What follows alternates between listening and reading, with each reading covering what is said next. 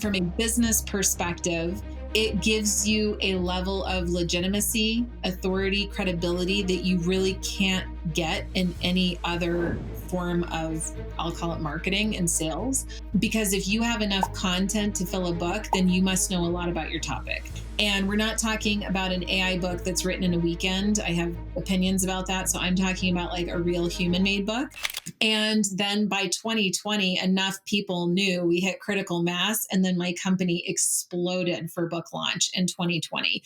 That was actually what got us to grow 80% that first year, another 80% the second year, my hair on fire. And then we had Inc. 5000 being one of the fastest growing companies in America, just basically based off of book launch and then also supporting those clients with websites. And the other piece to what I do, and this is where it gets like a gray area where people think, I don't even know what she does. It's because I'm really a business strategist first.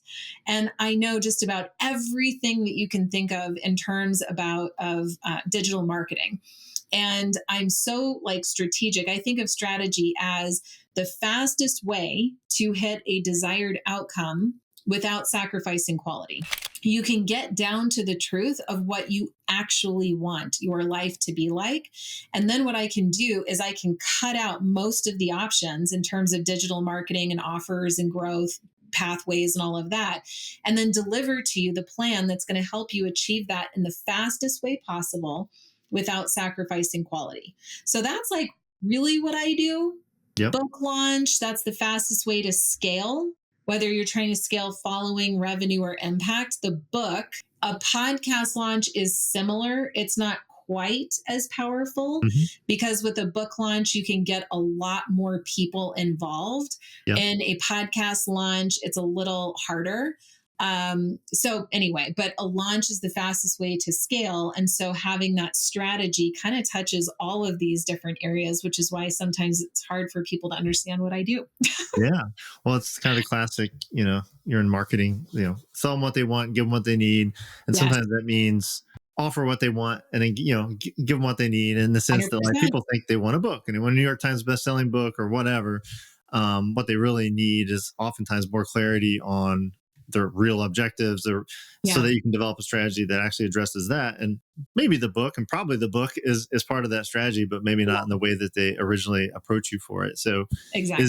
So would you say a common denominator, at least among most of your clients, is a book? Yes, I would say that. Yeah. Yes. They all have a desire for impact. Yeah.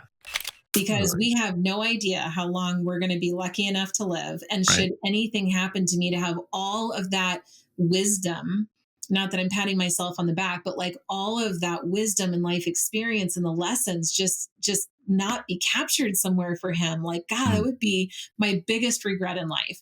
And so honestly, when I started to look at it through that lens, I thought, well, I'm going to write this for Clay then. And that was part of it that got me through. And the writing of the book was like 7 weeks. So I think that that's one way at least parents can look at it.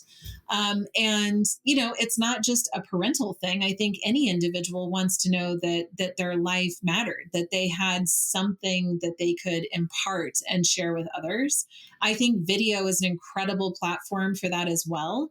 I think podcasting is an incredible platform for that. So whatever your medium is, just do it, just pursue it anyway. You will feel a sense of lightness. I personally feel this pressure sometimes, like I want to write a book, but like maybe it's just like a very practical guide to like how to do podcast guesting, right? Like it's a user manual on like a field manual on how to do like a specific thing. It wouldn't be a massive book, but it'd be a really useful book. That's not like the book, right? That's not the book to bequeath to my children and say this is, but I think it can be useful. And so what do you think about that? Like the idea of maybe having some useful books and then have like the book that feels like it like is like the really big idea. I'd love your thoughts on that because I personally struggle. Like I haven't started writing either because I don't. Is this one important enough to spend the time on? But it'd be a great business tool and it would be another way to capture interest from my ideal market and stuff like that. Absolutely. I want you to do the field book immediately, if not yesterday. Yes, I got affirmation here. So I would absolutely recommend that. And somebody starting, let's say in January for a project like this, you could still have a published book that same year, and you could do a fall launch. And that's going to be your moment to really scale your revenue, your following, or your impact. And you've made money, and you've proven that this is a great book, because a great book is what has longevity of sales because of the word of mouth that starts to take over. And the last thing I'll say, I have a client right now named Chris, who's big in a big company, a CEO, and he wrote the field guide, right? Kind of book. He's very proud of it. It's phenomenal. And I was having a call with him, and he says, yeah, that's the book. We've been working on it for a couple years, and I'm just ready to get it out to market. Whatever happens, happens. And I said, yeah, that's what they all say. But as soon as you start the publishing process, you're going to start writing your second book. And he said, Amber, I'm not going to write another book. Like, I'm not going through that again. And I said, okay. And I said, well, I just see that there's this option for you in the future where this book was written for employees. What about entrepreneurs? Some practical exercises around activating your passion center. I'll let you, describe what that means. But anyone who just listened to that exchange heard my passion center get activated, and the idea of like I have things I really want to talk about, and but sometimes it feels like I can throttle myself too much or whatever, And then the core question we started with the interview is like, what do I really want? And like, who would I be proud to be? And so I know you have some amazing frameworks. You just demonstrated one for book writing, but I want to kind of give the mic to you for, most of the rest of our time together, and let you walk through these exercises so that people can get in tune and activate kind of like their passion and really be able to make their mark in the world in a more effective way.